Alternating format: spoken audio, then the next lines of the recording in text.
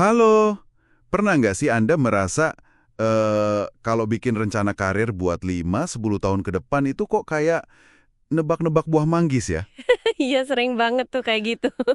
Nah, pas banget. Hari ini kita mau bongkar bab 3 dari buku The Startup of You.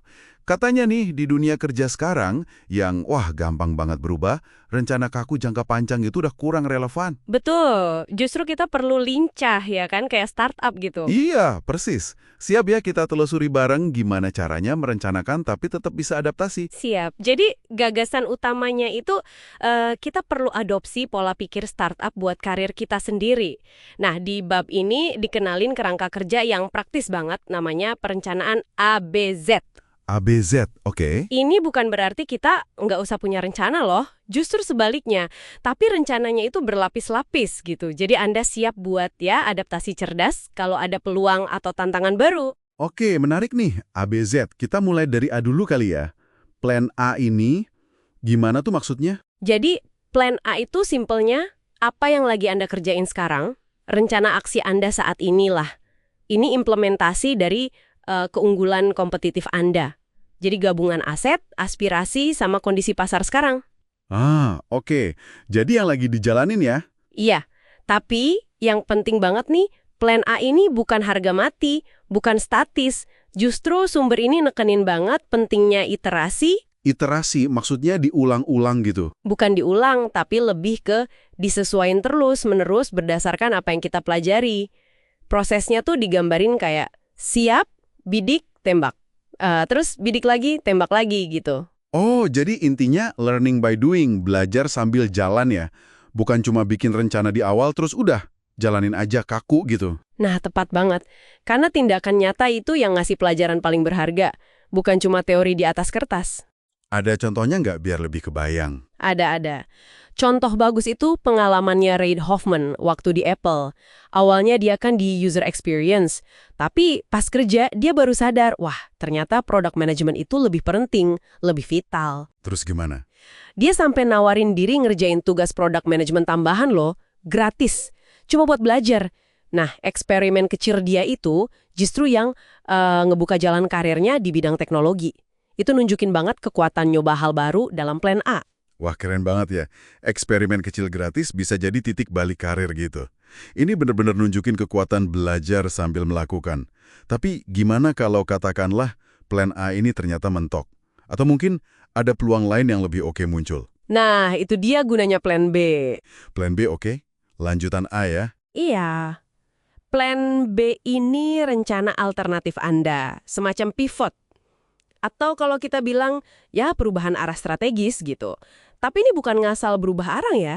Oh, bukan acak gitu. Bukan. Perubahannya itu berdasarkan pembelajaran dari plan A tadi, jadi terinformasi. Oke. Terus kapan kita tahu nih udah waktunya buat pivot ke plan B? Dan sebaiknya ke arah mana gitu? Pemicunya bisa macam-macam sih. Bisa jadi karena mau ngejar peluang yang lebih gede, ya kan? Atau sebaliknya, buat ngehindarin kerugian kalau plan A mulai goyah. Oke, upside atau downside ya? Betul. Seringnya sih ini dipicu sama yang namanya titik infleksi. Kayak ada perubahan gede di lingkungan kita. Teknologi baru misalnya. Atau industrinya lagi ada disrupsi. Terus arah pivotnya? Biasanya pivot itu ke arah yang dekatan, adjacent niche istilahnya. Sesuatu yang beda tapi masih ada hubungannya lah sama aset atau pengalaman Anda. Contohnya kayak gimana tuh? Contoh klasik tuh kayak Flickr. Dulu kan game online, terus pivot jadi photo sharing. Atau PayPal, dari pembayaran via Palm Pilot, terus fokus ke eBay. Bahkan karier kayak Sheryl Sandberg pindah dari sektor publik ke teknologi, itu kan pivot yang logis ya. Oh iya, benar juga. Dan yang menarik nih, seringnya plan B ini bisa dimulai kecil-kecilan dulu, kayak proyek sampingan gitu. Sambil Anda masih jalanin plan A. Wah, jadi nggak harus langsung lompat ninggalin plan A ya? Bisa dicoba dulu. Iya, bisa banget. Oke, ngerti. Jadi kita punya plan A yang dinamis, terus plan B buat adaptasi cerdas. Nah, ini ada Z juga, plan Z. Kok kesannya kayak pilihan terakhir banget ya? Tombol darurat gitu? Hehe, ya bisa dibilang gitu sih. Plan Z itu jaring pengaman Anda, semacam skoci penyelamat. Skoci penyelamat? Oke. Apa yang bakal Anda lakuin kalau amit-amit nih, plan A dan B gagal total? Atau ada guncangan gede yang nggak terduga? Contohnya apa tuh plan Z? Bisa simpel banget kok. Misalnya, ya udah pindah sementara ke rumah orang tua dulu. Atau ambil kerjaan apa aja deh yang penting bisa buat nutup kebutuhan dasar. Bertahan hidup dulu lah intinya. Kok kayaknya agak pesimis ya kedengarannya. Tapi ini penting emang ya? Justru, penting banget. Menariknya, buku ini bilang, justru karena kita punya kepastian kegagalan yang terkendali ini, alias plan Z, kita jadi lebih berani. Berani gimana? Berani ngambil risiko yang udah diperhitungkan di plan A dan B. Coba bayangin, kalau nggak ada jaring pengaman yang jelas, pasti kan takut banget ya kalau mikirin skenario terburuk. Nah, rasa takut itu bisa bikin kita lumpuh, nggak berani nyoba apa-apa. Oh, jadi plan Z ini justru yang ngasih mental buat maju ya? Betul, plan Z itu bukan akhir dari segalanya kok.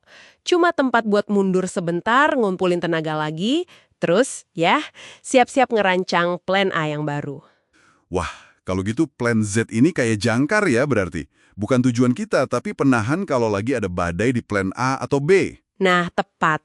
Fungsinya lebih ke ngasih ketenangan psikologis, biar kita pede buat berlayar lebih jauh pakai plan A dan B. Oke, jadi kerangka perencanaan ABZ ini benar-benar ngasih cara pandang yang lebih fleksibel dan realistis ya buat karir kita.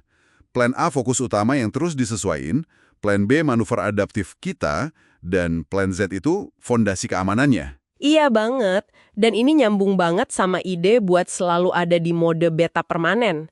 Tahu kan? Kayak software gitu, selalu ada versi baru, selalu belajar, selalu berkembang. Beta permanen, suka istilahnya. Nah, ini jadi refleksi penting juga nih buat Anda yang dengerin. Coba deh petakin sebentar, plan A Anda sekarang apa? Udah cukup sering diiterasi belum? Udah belajar apa aja dari situ? Iya juga ya. Terus, coba pikirin, kemungkinan plan B yang realistis buat Anda apa aja, yang deket-deket sama yang sekarang. Dan ini nggak kalah penting, plan Z Anda apa? Udah solid belum? Udah bisa diandelin? Wah, kalau dipikirin gitu, jadi lebih jelas ya arahnya mau gimana. Betul. Punya kejelasan soal ABZ ini bisa bikin kita lebih berdaya, lebih pede ngadepin ketidakpastian. Oke, sebagai penutup nih, ada satu pertanyaan buat Anda renungkan lagi di rumah. Jangan-jangan, resiko terbesar dalam karir kita di zaman sekarang ini bukanlah nyoba hal baru terus gagal. Tapi justru gagal beradaptasi sama sekali. Gimana kalau ternyata merangkul perubahan kecil-kecil dan risiko yang terukur secara rutin, kayak yang diajarin ABJ ini, malah jadi kunci stabilitas jangka panjang kita yang sebenarnya? Pertanyaan yang bagus banget buat direnungkan.